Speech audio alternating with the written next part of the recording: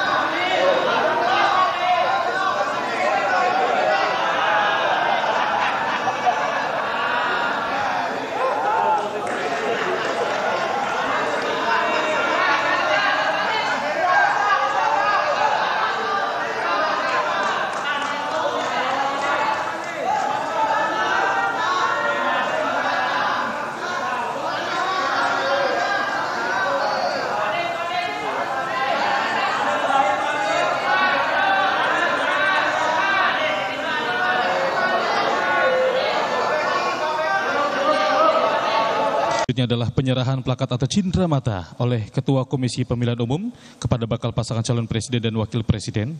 Berkenan kepada Ketua Komisi Pemilihan Umum untuk menyerahkan kepada bakal calon presiden.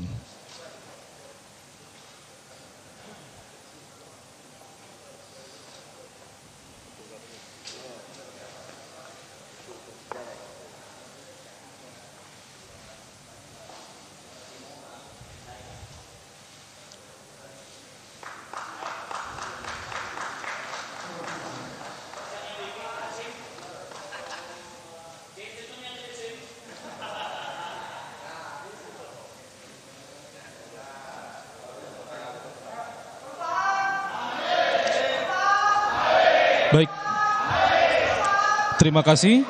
Selanjutnya penyerahan cindera mata oleh bakal calon presiden kepada Ketua Komisi Pemilihan Umum.